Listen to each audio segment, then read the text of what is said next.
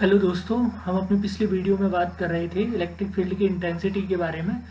तो चूंकि वीडियो ख़त्म हो चुकी थी तो आज हम इस वीडियो में नए स्तर पर बात करेंगे इलेक्ट्रिक फील्ड की इंटेंसिटी पर। विद्युत क्षेत्र की तीव्रता क्या कहलाती है?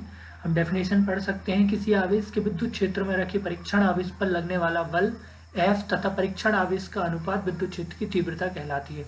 मान लीजिए कि हमारे पास कोई क्षेत्र है जिसमें Q0 चार्ज को हमने रखा है। तो उस Q0 चार्ज पर जो फोर्स लग रहा है और उस फोर्स में अगर हम उस चार्ज का डिवाइड कर दें तो हमें इलेक्ट्रिक फील्ड की इंटेंसिटी मिल जाएगी।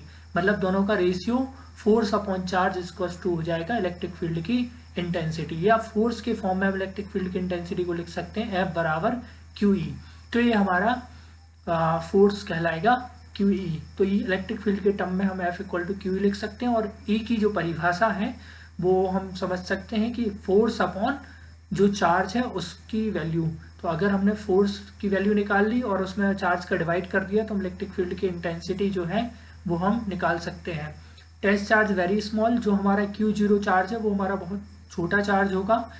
इसलिए छोटा चार्ज होगा कि जिस फील्ड में रखा हुआ है उस फील्ड से ये तो अफेक्ट हो पाए लेकिन ये उस फील्ड को इफेक्ट ना कर पाए। मतलब इसमें इतना चार्ज नहीं हो कि वो उस इलेक्ट्रिक फील्ड को इफेक्ट कर सके। तो इसलिए हम कहते हैं कि जो चार्ज है टेस्ट चार्ज वो बहुत ही स्मॉल होना चाहिए। और टेस्ट चार्ज का मतलब Q0। इसकी यूनिट हम देख सकते हैं कि फोर्स अपॉन चार्ज है तो न्यूटन अपॉन कूलाम, क्योंकि फोर्स की यूनिट क्या होती है, न्यूटन होती है, और चार्ज की यूनिट कूलाम होती है।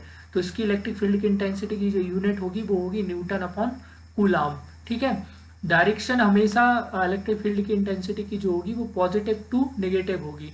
मतलब कि अगर जो भी फोर्स हमारा पॉजिटिव चार्ज पे लगेगा जिस डायरेक्शन में, उस डायरेक्शन में हमारी इलेक्ट्रिक फील्ड की इंटेंसिटी होगी।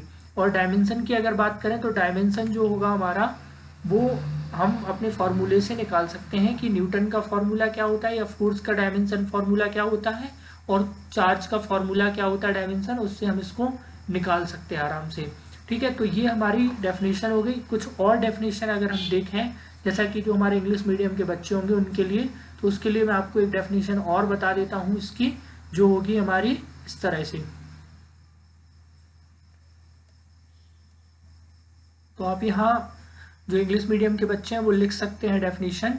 यहाँ पे लिखा है कि डिफाइन इलेक्ट्रिक फील्ड, जो हमारा 5वां क्वेश्चन है उसमें लिखा है डिफाइन इलेक्ट्रिक फील्ड। तो इलेक्ट्रिक फील्ड की डेफिनेशन क्या लिखी है?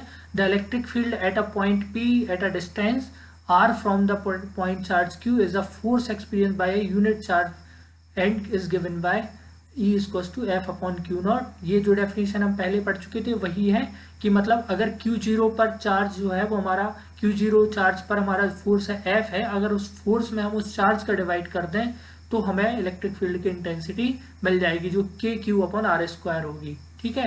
तो और K की वैल्यू 1/4πε होती है, तो 1/4πε Q अपॉन R स्क्वायर।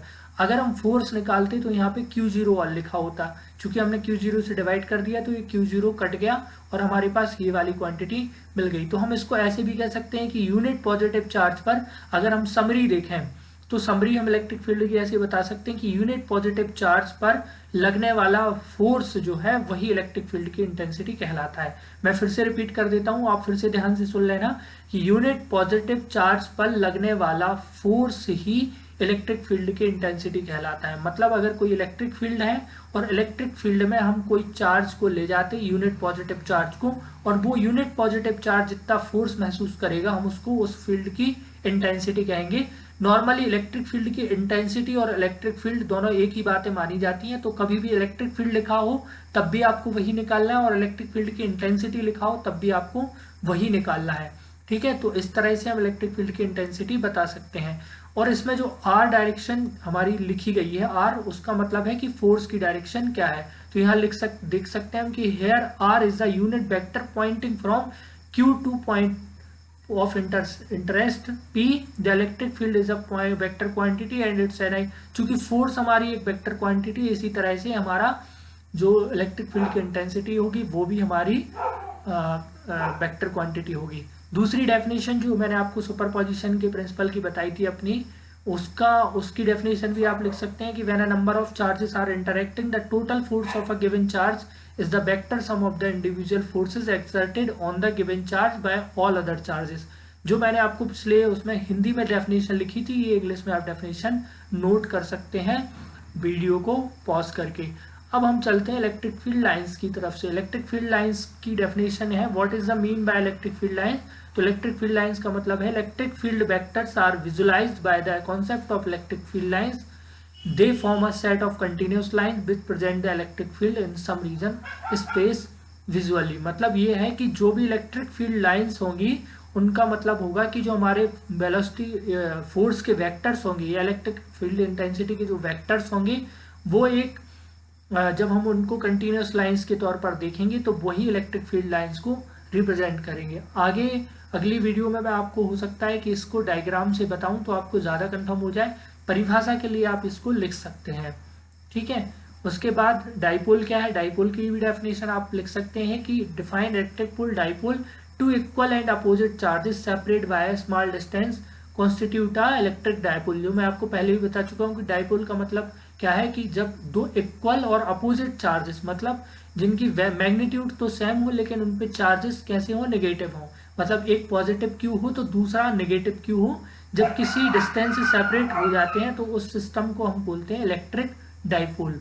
और फिर आती है इलेक्ट्रिक फील्ड की डाइपोल की मूवमेंट, इलेक्ट्रिक डाइपोल मूवमेंट की जनरल डेफिनेशन।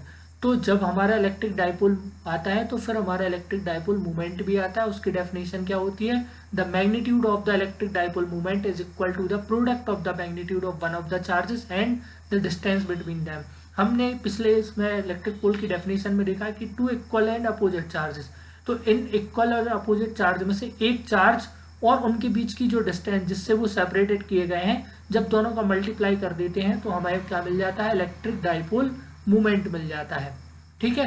तो इस तरह से हम इलेक्ट्रिक फील्ड की डेफिनेशन, इलेक्ट्रिक फील्ड लाइंस की डेफिनेशन, है ना, और डाइपोल की डेफिनेशन और डाइपोल मूवमेंट की डेफिनेशन यहाँ से नोट कर सकते हैं और समझ सकते हैं। अगली वीडियो में मैं आपको इलेक्ट्रोस्टैटिक पोटेंशियल के बारे में बताऊंगा। तो फिलहाल के लिए इस वीडियो में इतना ही, और अगली नेक्स्ट वीडियो में मैं आपको इलेक्ट्रिक पोटेंशियल के बारे में बात करेंगे। धन्यवाद।